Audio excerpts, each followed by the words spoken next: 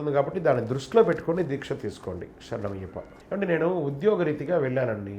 నేను ఆ రోజు సాయంత్రం పూజను నేను మిస్ అవుతున్నాను. నేను ఒక డాక్టర్ని, కార్డియా సర్జన్ని. సర్జరీకి వెళితే 8 గంటలు 9 గంటలు నేను ఆపరేషన్ చేయాల్సి ఉంటుంది. నేను బయటకు వచ్చేటప్పుడు 12, 12:30 అయిపోతుంది. సాయంత్రం 5కి వెళ్తే మరి నేను అప్పుడు స్నానం చేసి పూజ చేయాలా లేకపోతే ఎలా అంటే, మీరు వృత్తిపరంగా వెళ్ళొచ్చారు కాబట్టి స్నానం చేసుకొని ఒక నమస్కారం చేసేసుకొని పడుకోండి.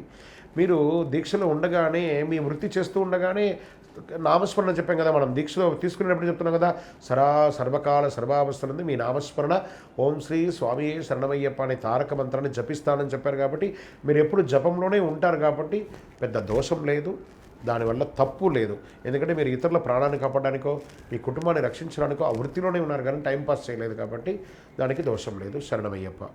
అంటే కొంతమంది సామూహికంగా దీక్ష తీసుకొని వారిలో ఒకరిని గురువుగా ఎంచుకొని వారు ఒక పీఠంలాగా పెట్టుకొని ఉంటారు. ఆ స్థానంలో ఆ గురువుగారికి కొన్ని అవాంతరాలు జరిగి మాల ఇప్పేశారనుకోండి, మిగతా వాళ్ళ పరిస్థితి ఏంటి, ఆ పీఠం ఏం కావాలి అంటే, అందుకే అండి గ్రూప్ పీఠాలు పెట్టుకోకండి అని చెప్పేది, ఇంట్లోనే పెట్టుకోవాలి అని చెప్పడం. అదొకటి ఫస్ట్. ఒకవేళ ఆయన తీసేస్తారనుకోండి, మీ పరిసర ప్రాంతాల్లో తెలిసిన ఒక గురువుగారిని గైడెన్స్ తీసుకొని వారి చేత అన్నీ చేయించుకోండి. శరణమయ్యప్ప. ఇంట్లోనే సన్నిధానం పెట్టుకోవాలని శాస్త్రం ప్రమాణం చెప్పబడింది. మీరు మాల వేసుకునేది మీకోసమే కానీ గ్రూప్ కోసమో సన్నిధానం కోసమో ఎక్కడో అద్దె ఇంటికి తీసుకొని కాదు. ఆ అద్దె ఇంట్లో బాగా పూజలు 48 గంటలు పూజ చేస్తే ఆ ఇల్లు బాగుపడుతుంది కానీ మీరు బాగుపడలేదు కదా. మీ ఇంట్లో పూజ చేయండి, మీ కుటుంబం అంతా వింటారు. ఆ శబ్దం వైబ్రేషన్ ఇల్లంతా పడాలి. వ్యాధులు ఉన్న వాళ్ళకి వ్యాధులు తీరుతాయి, అనారోగ్యం ఉన్న వాళ్ళకి ఆరోగ్యవంతులు అవుతారు, ఏ విధమైనటువంటి బాధలు ఉన్న వాళ్ళందరూ ఉంటారు, మీ చుట్టుపక్కల ఇళ్లలో వాళ్ళు కూడా పవిత్రంగా ఉంటారు, అద్భుతంగా ఉంటారు. ఆ వైబ్రేషన్ వచ్చి మీ కుటుంబం అంతా కూడా అద్భుతమై ఐశ్వర్యంగా సంపన్నంగా ఆరోగ్యంగా ఆనందంగా ఉంటారు. శరణమయ్యప్ప. ఇప్పుడు ఏమండి, మేము కొంతమంది మధ్యాహ్నం మేము భిక్షకు పిలుస్తాము, వాళ్ళు మధ్యాహ్నం వచ్చేటప్పుడు స్నానం చేయకుండా అలాగే వచ్చేస్తారు.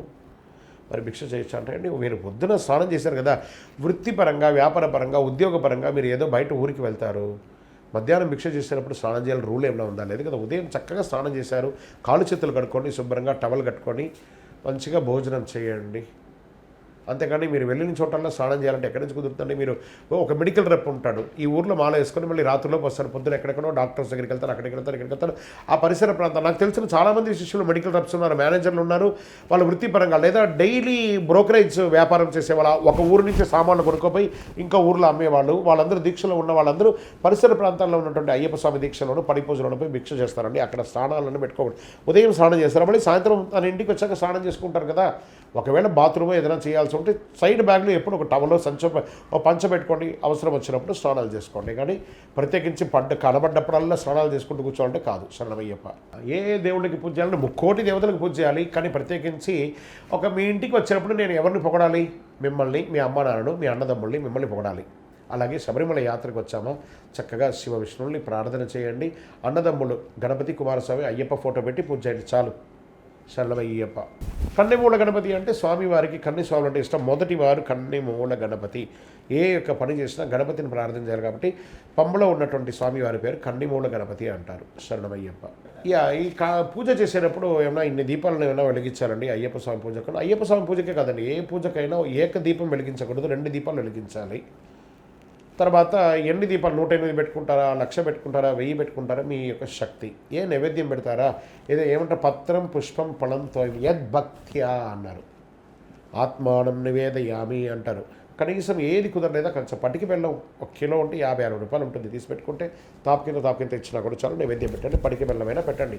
మళ్ళీ ఆయన తినేస్తాడా? ఆయన పేరు చెప్పుకుని మళ్ళీ మనం ప్రసాదంగా తీసుకుంటాం కాబట్టి పట్టిక బెల్లమైన ప్రసాదం పెట్టాలి. శరణమయ్యప్ప. అండి కొంతమంది ప్రాంతాల వారిగా ఆహారపు అలవాట్లు, ఆహారపు సమయాల్ని నిర్ణయించారు. మరి ఉదయము బ్రేక్ఫాస్ట్ అంటాం కదా మనమంతా కూడాను, మరి దీక్షలో తీసుకోవచ్చా, తీసుకోకూడదా అంటే ఏకభుక్తమని అయ్యప్ప దీక్షలో చెప్పడం జరిగిందండి. కానీ షుగర్ పేషెంట్స్ వాళ్ళు కూడా చాలామంది, ఈరోజు చిన్నపిల్లలకు కూడా షుగర్ వచ్చేస్తుంది. మీ డాక్టర్స్ చెప్పిన ఆహార నియమాల్ని పాటించండి. మీ డాక్టర్స్ ఎలా చెప్తే ఆ విధమైనటువంటి ఆహారం పాటించండి. కొంతమంది తప్పకుండా ఉదయం ఆ యొక్క బ్రేక్ఫాస్ట్ చేస్తున్నారు, అల్పాహారాన్ని అల్పంగా తినండి. మీ మెడిసిన్స్ వేసుకోవాలి కాబట్టి దాన్ని అతిగా తినకండి. శరణమయ్యప్ప. ఏమంటే ఇప్పుడు ఒక ఉద్యోగంలో ఉన్న ఒక వ్యక్తి లేదా దారిలో ఎలా వెళ్తూ ఉండగా ఒక శవం కనబడిందండి. అప్పుడు అతను ఆహారం తినాలి, ఆకలి అవుతుందంటే స్నానం చేయాలంటే ఎక్కడైనా ఆగినప్పుడు స్నానం చేసి చేయండి. అన్ని చోట ఈరోజు వసతులు ఉన్నాయి కదా స్నానాలకి. అందుకని వెంటనే కనబడగానే స్నానం చేసేయాలని చెప్పి చేసే పనిని మానుకోకండి. మీరు పనులంతా అయ్యాక ఇంకా ఐడల్ అయినప్పుడు భోజనం చేయాలనుకున్నప్పుడు తర్వాత చేసుకొని తినండి, తప్పేం లేదు. వెయిట్ చేయగలం, భోజనం చేయకుండా కొన్ని గంటలు వెయిట్ చేయగలం, అవకాశం ఉంది. శరణమయ్యప్ప. మాలలో ఉన్నప్పుడు తెలియకుండా కాస్త వీర్యస్ఖలితం జరుగుతుంది. అందుకే అన్నానండి, మాల వేసుకోవడానికి 2 రోజుల ముందు నుంచే మన యొక్క శరీరాన్ని మనం కాపాడుకోవాలి. ఆహారంలో ఇప్పుడు పడి పూజల్లో 18 రకాలు, 20 రకాలు బిర్యానీలు, బగారాలు, తర్వాత ఈ మిర్చి బజ్జీలు, పాపడాలు, వడియాలు ఇవన్నీ పెట్టడం వల్ల రజోగుణ పూరితమైనటువంటి ఆహారం లోపలికి వెళ్ళడం వల్ల స్ఖలితం అవుతుంది. సాత్విక ఆహారం తీసుకోండి, తక్కువ ఉప్పు, తక్కువ స్పైసీ, కారం తక్కువగా, సాత్వికంగా, పలరహాలు అవన్నీ తీసుకుంటే స్ఖలితం కాదు. అయ్యిందంటే అనే ప్రశ్న కాకూడదు. శరణమయ్యప్ప. నిగ్రహించాలి. శరణమయ్యప్ప. మాలలో ఉన్న వాళ్ళు తాంబూలం వేసుకోవచ్చా? లేదండి, తాంబూలం వేసుకోకూడదు. తాంబూలాలు, గృహస్థాశ్రమాలు, బ్రహ్మచర్యం ఇవన్నీ ఉన్నాయి కదా, ఇవన్నీ పాటించాల్సిన ఒక పద్ధతులు ఉన్నాయి కాబట్టి చేయకూడదు. అవన్నీ చేసుకోవాలి అని అనుకుంటే దీక్ష ఎందుకు వేసుకోవడం? అదో ప్రశ్న, దానికి ఒక సమాధానం చెప్పుకుంటూ కూర్చున్నాం. అవసరం ఏమండి ఇలాంటి ఆ ప్రశ్నలు ఇచ్చేవాళ్ళు కూడా కొంచెం దీన్ని ఆలోచించాలండి. శరణమయ్యప్ప. ఏమండి కొంతమంది దీక్షలో ఉంటారండి, వారికి ఎవ్వరు బంధువులు ఉండరు, చుట్టాలు ఉండరు, వాళ్ళ భార్య వాళ్ళ కుటుంబం మాత్రమే ఉంటారు. నాకు బాంబేలోను, పూణేలోను కొంతమంది నాకు శిష్యులు ఉన్నారు. వాళ్ళు సింగిల్ 2 రూమ్, అవతల రూమ్ ఇవతల రూమ్ ఉంటుంది. ఎలా చేస్తారండి? మా ఆవిడ బయటికి పోలేదు, మాకు ఇక్కడ ఎవరు లేరు, మేము దేశంలో రాష్ట్రంలో ఉన్నాము, మా ఆవిడ బహిష్ట అయింది, ఆవిడ ఎక్కడ పంపలేను, నేనేం చేయాలి?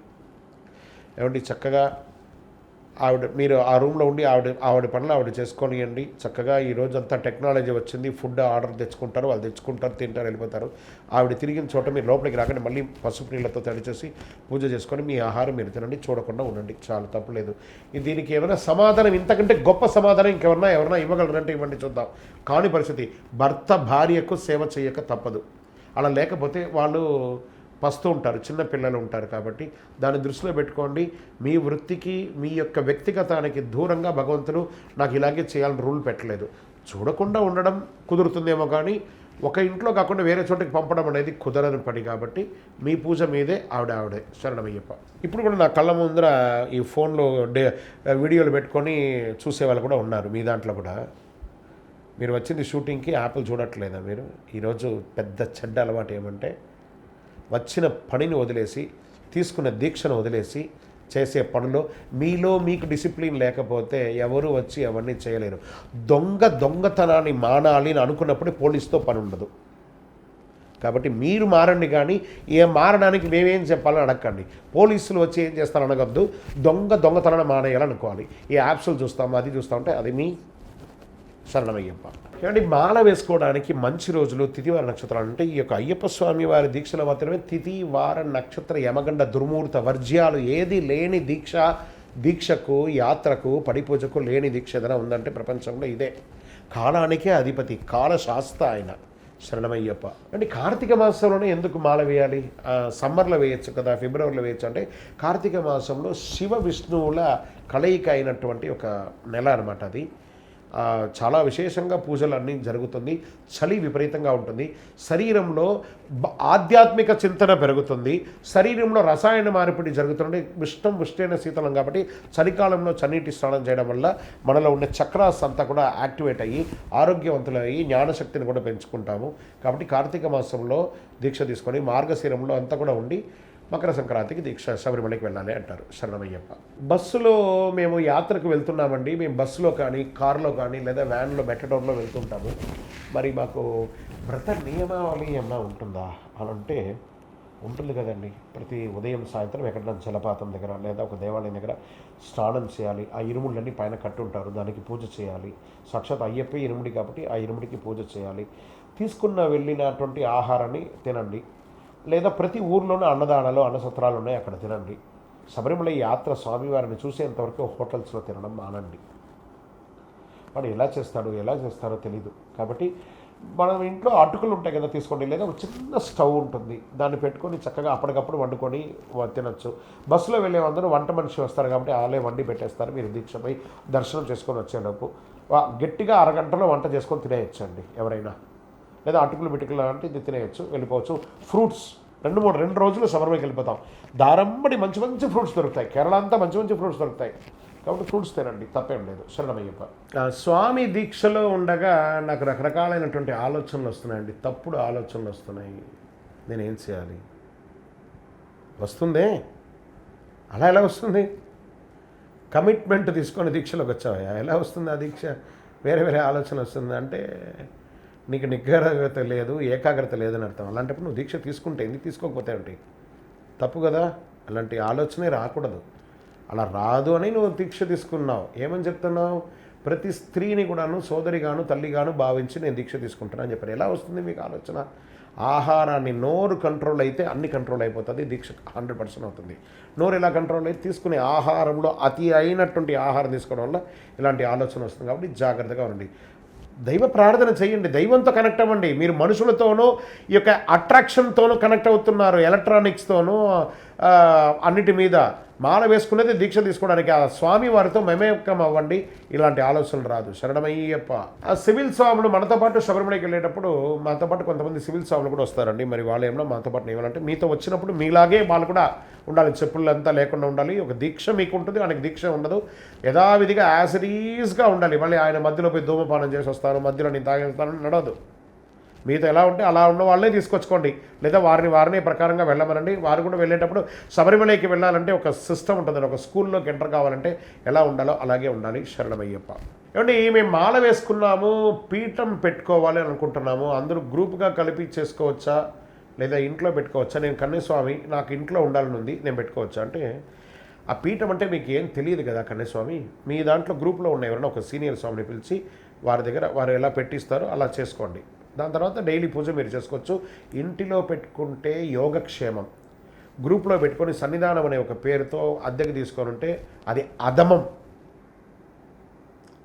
శ్రేష్టం ఏదంటే ఇంట్లోనే పెట్టుకోవాలి. వసతి లేని వాళ్ళు, అవకాశం లేని వాళ్ళు బయటికి రావాలి. కానీ ఆ కొంచెం అవకాశం లేని దాన్ని కూడా విపరీతంగా ఎక్స్గరేట్ చేసి గ్రూప్లో ఉండాలి, 10 మందితో ఉండాలని చెప్పి అవకాశం ఉన్న వాళ్ళు కూడా ఇంట్లో లేకుండా అక్కడ ఉండడం తప్పు. శరణమయ్యప్ప. ఏమంటే కొంతమంది మాల వేసుకున్న వాళ్ళు దురుసుగా మాట్లాడతారు, కోపంగా మాట్లాడతారు, కొంచెం బూతులు మాట్లాడతారు అని అంటున్నారు కదా. వాళ్ళ విచక్షణకి వదిలేద్దామండి. శరణమయ్యప్ప అని చెప్పి మీరు అక్కడి నుంచి పక్కకు తప్పుకోండి. కొంతమందిని కొట్టి మార్చచ్చు, కొంతమంది తిట్టి మార్చచ్చు, కొంతమందిని అవాయిడ్ చేసి మార్చచ్చు. కాబట్టి మనం వాళ్ళ దగ్గర నుంచి దూరం వెళ్ళిపోతే వాళ్ళు అవాయిడ్ అయినట్టే కదా. శరణమయ్యప్ప. అనివార్య కారణాలంటే ఏమన్నా ఇంట్లో ఏమన్నా అనివార్య కారణాల వల్ల మాలైపోవచ్చా?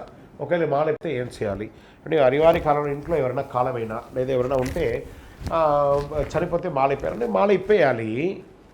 తర్వాత మళ్ళీ అవకాశం ఉంటే మాల వేసుకోవడానికి అవకాశం ఉంటే మళ్ళీ 41 రోజుల అవకాశం ఉంటే మాల వేసుకోవచ్చు. ఆ కార్యక్రమాలు అంతా అయిన తర్వాత ఆ మాలను పడేయకూడదు, బట్టలు పడేయకూడదు, ఇంట్లోనే పెట్టుకోవాలి. అండ్ కన్యస్వాములు ఒంటరిగా వెళ్ళొచ్చా, ప్రయాణాలు చేయొచ్చా అంటే ఆయన వృత్తిపరంగా చేయాల్సి వస్తుందండి, వెళ్ళాలండి. ఆయన కన్యస్వాములు ఒంటరిగానే వెళ్ళాలి, తప్పు లేదు.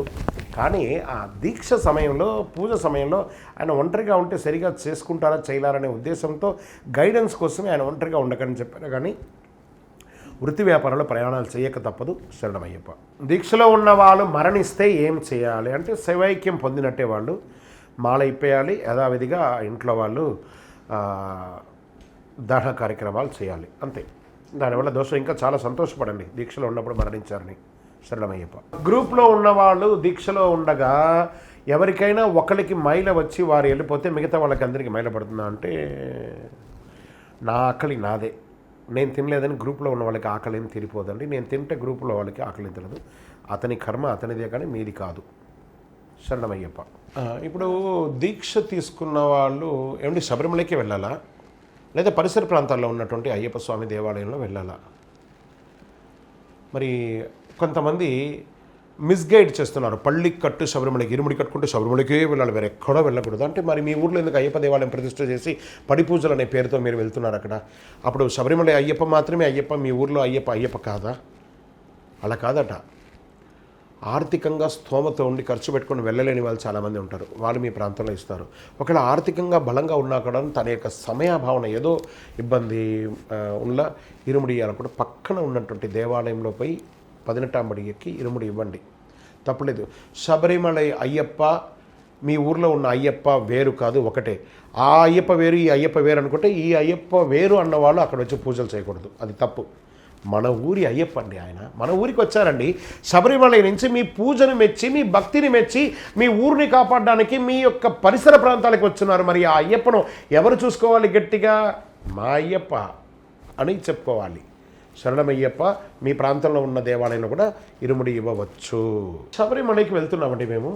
వెళ్ళే దారిలో క్షేత్రాలన్నీ చూసుకుంటూ వెళ్ళొచ్చా అంటే వెళ్ళొచ్చండి. అన్ని క్షేత్రాలు వెళ్ళొచ్చు, పుణ్యతీర్థాలు స్నానాలు చేయొచ్చు. అందుకే యాత్ర అన్నారు, శబరి యాత్ర. ఈ యాత్రలో వెళ్ళేటప్పుడు వచ్చేటప్పుడు అన్ని రకాలుగా దీక్షలు, వ్రతాలు, ఆ యొక్క దేవాలయాలు అన్నీ చూసి తీర్థాలన్నీ కూడా స్నానం చేయండి, తప్పలేదు. శరణమయ్యప్ప.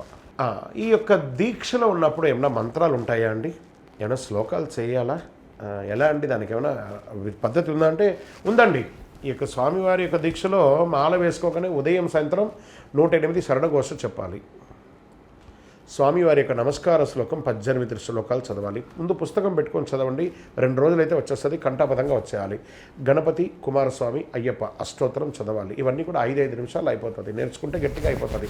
ఖాళీగా ఉన్న సమయంలో, దీక్ష సమయంలో, ఖాళీగా ఉన్న సమయాల్లో ఇవన్నీ కూడా నేర్చుకోండి, తప్పులేదు. స్వామివారి హారతి పాట పాడండి చక్కగా. స్వామి అయ్యప్పన్ పెట్టండి. ప్రతి ఒక్కరితో ఏ శ్లోకాలు చెప్పడం కాదు, స్పష్టంగా చెప్పండి. ఒకవేళ నోరు తిరగలేదా మీ గురుగారి దగ్గర సంప్రదించి ఆ గురుగారి దగ్గర నేర్చుకోండి. లేదా ఇలాంటివన్నీ ఇప్పుడు టెక్నాలజీ చాలా అయింది, యూట్యూబ్లో దాన్ని డౌన్లోడ్ చేసుకోండి. యూట్యూబ్ పెట్టుకుంటే మళ్ళీ పనికిరాని వీడియోస్లో మధ్యలో యాడ్స్ అంతా వచ్చి డిస్టర్బ్ అవుతుంది కాబట్టి డౌన్లోడ్ చేసుకోండి. ఆడియోగా డౌన్లోడ్ చేసుకొని దాన్ని చెవిలో పెట్టుకొని వినండి. ఆ శ్లోకాన్ని ముందర పెట్టుకొని అది ఎలా ఉచ్చారణ చేయాలని ఉంటుంది, ఆ ఉచ్చారణ ప్రకారం వినండి, నోటికి నేర్చుకోండి. ఈ దీక్ష తీసుకున్నప్పుడు నేను ఏదైనా నేర్చుకున్నానా, వచ్చే సంవత్సరం నాకు ఏమైనా ఉపయోగపడుతుంది అన్నట్టుగా ఈ దీక్షలో ఏదో ఒకటి నేర్చుకోవాలి, మంచిని నేర్చుకోవాలన్నమాట. శరణమయ్యప్ప. ఈ అయ్యప్పలో ఉన్నప్పుడు బొట్లు ఎందుకు పెట్టుకుంటారు? బొట్టు పెట్టుకోకుండా ఉండొచ్చు కదా అంటే, ఆ శివునికి ఇష్టమైనటువంటిది భస్మం. నేను ఎప్పుడైనా భస్మంలో కలవాల్సిన వాడిని కాబట్టి భస్మం పెట్టుకుంటున్నాం. చందనం, ఆ శ్రీకృష్ణుడికి చందనం ఇష్టం కాబట్టి, శివ విష్ణు యొక్క పుత్రుడు కాబట్టి చందనం. కుంకుమ, అమ్మవారికి ప్రీతి కాబట్టి కుంకుమ. ఈ మూడింటిని పెట్టుకోవడం శరణమయ్యప్ప. స్వామివారి యొక్క శబరిమలలో భస్మ కులంలో స్నానం చేస్తారు. అది ఎందుకు? స్వామివారి అభిషేక తీర్థం అందులో ఉంటుంది కాబట్టి మనం ఆ భస్మ కులంలో స్నానం చేయడం వల్ల మన కర్మ వ్యాధులన్నీ తీరుతాయని చెప్తారండి. అందుకని ఆ భస్మ కులంలో బట్టలు వేయడం, ఉమ్మడము, మాలలు వేయడం చేయకండి. శరణమయ్యప్ప. ఇప్పుడు అభిషేకాలు ఎన్ని రకాలు ఉన్నాయండి? ఈ దేవుడికి ఎన్ని రకాల అభిషేకాలు చేయొచ్చు? అయ్యప్ప స్వామికి ఏవే అభిషేకాలు అంటే అన్ని దేవుళ్ళకి ఉన్నాయండి. పాలు, పెరుగు, తేనె, పంచామృతం, నెయ్యి, భస్మం, గంధం ఇవన్నీ కూడాను అభిషేకం చేయొచ్చు. అభిషేక ద్రవ్యాన్ని మనం శబరిమలలోనే ప్రతినిత్యం అష్టాభిషేకం అని చెప్పి 8 ద్రవ్యాలతో అభిషేకం చేస్తారు. మన ఇళ్లలో కూడా అభిషేకాలన్నీ చేసుకోవచ్చు. ఆ అభిషేక శేషాన్ని భక్తులకు అందరికీ పంచడం మంచిది. శరణమయ్యప్ప. అరవణ పాయసం అంటే ఏంటి? ఇది ఎందుకు వచ్చింది? ఇది ఎప్పటి నుంచి ఇది అలవాటైందంటే, స్వామివారి గురుకులంలో ఉండగా ఆ గురువు గారి ఆశ్రమంలో అరవణ పాయసం, ఈ యొక్క బెల్లంతో కూడినటువంటి పాయసాన్ని అక్కడ చేసేవారట. స్వామివారు ఇష్టం వచ్చి దాన్ని ఆహారంగా తీసుకునేవారట. అందుకని ఇప్పటికీ శబరిమలలో అప్పం అరవణ అనేది ఒక నైవేద్యంగా అయ్యింది. ఇప్పటికీ చాలా దేవాలయాల్లో కూడా, ఇతర దేవాలయ అయ్యప్ప స్వామి దేవాలయాల్లో కూడా ఈ అరవణం అనేది ఒక ఆనవాయితీగా వచ్చేసింది. అరవణ పాయసం బెల్లంతో పాకం తయారు చేసి అందులో బియ్యం, అదొక ప్రణాళిక ఉంటుంది తయారు చేయడానికి. అరవణ పాయసం అంటే చాలా ఇష్టం, అందుకే డబ్బాలు తయారు చేసి భక్తులకు అందరికీ ఇస్తూ ఉంటారనమాట. అది అరవణ పాయసం అంటే అదే. శరణమయ్యప్ప.